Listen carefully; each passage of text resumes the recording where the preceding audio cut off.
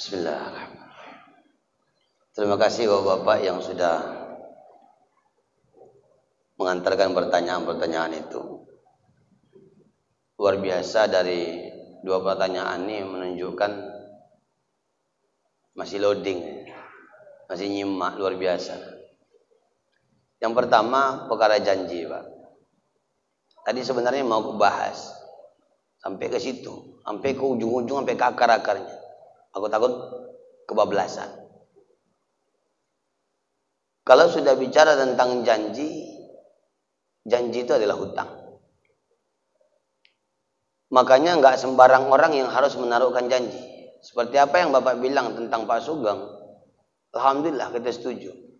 Karena yang kita khawatirkan, janji itu tak bisa ditepati. Apa konsekuensinya di saat kita berjanji, namun tidak bisa ditepati dengan segala macam alasan-alasan kita. Setiap apa yang ingin kita buat, pasti ada jalan dan kemauan. Berarti kalau selama satu periode 5 tahun dia tidak menepati janji, begitu dekat-dekat pemilu selanjutnya baru dia bilang, nanti kan ku buat, berarti memang tak ada niat. Bukankah setiap jalan, sesuatu kemauan ada jalan? Kenapa tak pernah terlaksana? Berarti tak ada niat. Saya teringat ada seorang kakek-kakek buta bertanya sama Rasulullah, ya Rasulullah, apakah ada keringanan rukhsah bagiku untuk meninggalkan salat subuh sekali aja berjamaah? Kata Rasulullah, apakah engkau mendengar suara azan? Dengar ya Rasulullah. Kalau kau dengar suara azan, tidak ada rukhsah bagimu.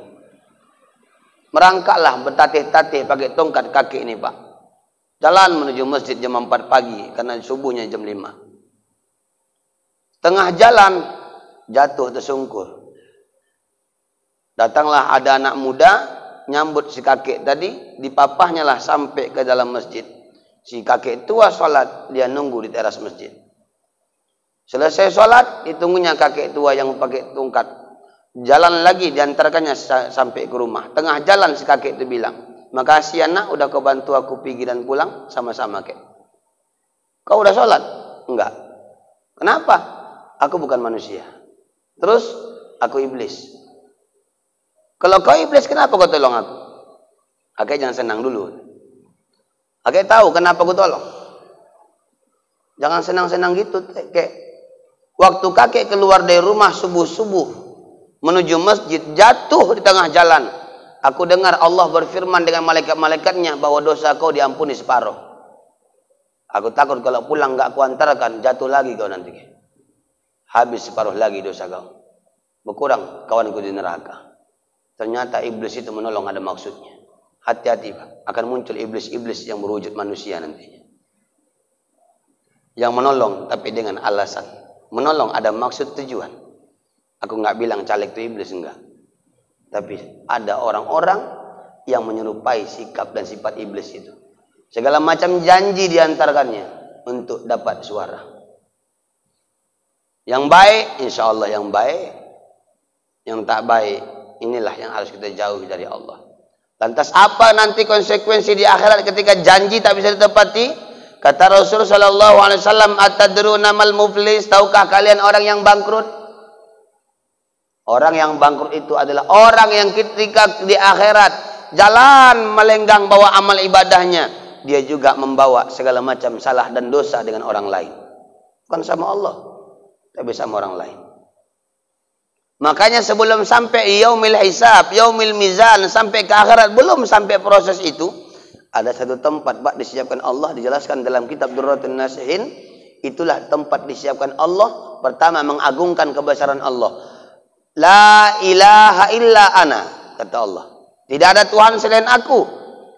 Pada hari itulah disampaikan Allah. Dipanggil kita satu persatu. Fulan bin fulan, fulanah bin fulanah, sini. Berdiri sendirian di hadapan tak terhitungnya manusia. Dari umat Nabi Adam sampai umat Nabi Muhammad. Apa tujuannya? Allah bilang hari ini adalah hari tuntutan. Hari pengadilan. Siapa yang menuntut seseorang, siapa yang menuntut siapapun, tuntutlah hari ini. Setiap tuntutanmu akan dikasih, kata Allah. Nuntutlah Bapak salah satunya. Ya Allah, ya Tuhanku, jangan kau masukkan dia dalam surga Pernah dia datang mau caleg ke kampung kami, janjinya mau bangun jalan, udah 2 periode tak terbangun-bangun. Alasannya ini, alasannya itu, alasannya ini. Dibongkar kisah yang disampaikan. Betul enggak? Sesuai enggak dengan tulisan Raqib Atid mencatat kameramen kita semalam kemana-mana? Ini kameramen CCTV-nya Allah ini Raqib Atid, kiraman katibin. Begitu diperiksa, mohon maaf, dibukalah seperti layar lebar, dilihatlah apa kerjaan dia, apa kerjaan kita. Sinkron enggak dengan ucapan kita? Kalau sinkron, semua ibadahnya disetor sama kita yang pernah didustainya, segala macam cakap yang pernah dijanjikan. Sama halnya Pak. Kita yang melalaikan hak sama anak istri akan nuntut hal yang sama. Ya Allah, jangan kau masukkan suamiku dalam surga.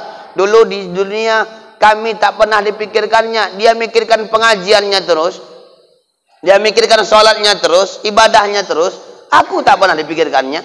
Gara-gara aku jarang sholat, karena nggak inasihati, nggak paham, nggak tahu ilmu, aku tinggalkan sholat. Ya Allah, aku masuk neraka. Aku tak setuju masuk sendirian. Karena aku ada tanggung jawab suamiku, dia tak pernah mendidik aku, ngajar aku mau dia bareng sama aku. Kita yang sering ngaji masuk neraka, Pak. Itu konsekuensinya ke situ, ke akhirat. Nggak pernah selesai di dunia, urusannya nanti di akhirat. Kapan? Itulah proses. Habis udah Pak. Ibadah yang sedikit nih habis untuk membayar salah sama orang. Terlalu banyak janji, terlalu banyak ngumbar janji sama orang. Habis ibadah kita antarkan sama orang lain, membayar semuanya. Minta maaf ditolak, bertobat, tobat tak lagi diterima. Bayar pakai duit, tak ada lagi manfaat. Yauma la yanfa'u malu wala banun illa man atallaha biqalbin salim. Di hari itu tak ada manfaat harta, pangkat, jabatan, anak kecuali dengan pertolongan Allah. Apa yang kita buat? Setor lah. Pahala puasa setor yang enggak seberapa itu. Pahala sholat yang kadang lalai, kadang khusyuk disetor yang tak seberapa Pak. Yang terakhirnya apa? Kata Nabi, atadruna mal muflis, tahukah kalian orang yang bangkrut? Orang yang bangkrut itu amal ibadah udah habis untuk nyetor kesalahan sama orang, orang masih banyak nuntut. Apa mau dibayar? Salah dan dosa orang lah dikasih Allah sama kita sebagai balasannya. Apakah orang seperti itu perlu lagi melewati mizan? Perlu lagi ditimbang? Tidak. Naru jahannam wasa'at masira. Masuk dalam nerakanya jahannamnya Allah selama-lamanya kekal. Nah, apalagi tak pernah ngaji, tak pernah selawatan, tak pernah majlis, tak ada pertolongan. Andai pun kita seperti itu, masih ada pertolongan syafaat Rasulullah. Apa sebab syafaat Rasulullah? Yang cinta sama Rasulullah. Itu yang pertama. Yang kedua, Allah menciptakan seluruh makhluk ini karena Rasulullah, Pak. Laulaka ya Muhammad lamma khalaqtul aflak. Kalau bukan karena kau ya Muhammad, tak akan kuciptakan alam semesta beserta isinya. Termasuklah malaikat dan jin. Berarti malaikat, jin, alam, manusia, tumbuh-tumbuhan, semua makhluk. Dan setiap makhluk, mau dia malaikat, mau dia jin Islam atau jin kafir, kullu nafsin za'iqatul maut. Setiap makhluk yang bernyawa pasti akan mati. Apalagi jin. Malaikat aja mati, Pak.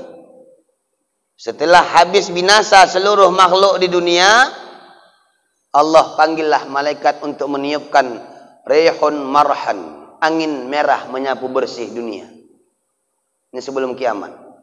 Untuk siapa itu? Untuk kita kaum muslimin yang beriman sama Allah, agar tidak merasakan sakit dan hebatnya kiamat. Sayangnya Allah untuk umat Nabi Muhammad. Udah begitu masuklah trompet sangkakala, hancurlah semua dunia. Langit bumi bersatu, lautan tumpah ke daratan, planet bertabrakan, matahari sudah pindah arahnya. Gelap gulita, tak tahu jam berapa. Siang tapi gelap. Udah kejadian seperti itu, matilah semua makhluk, termasuk para malaikat pun dimatikan Allah. Yang terakhir mati malaikat Israel. Ada dua pendapat. Ada yang mengatakan Allah mencabut Israel sendirian. Pendapat yang kedua mengatakan Allah suruh malaikat Israel mencabut nyawanya sendiri, Pak. Begitu mencabut nyawanya sendiri, terkejut dia, Pak.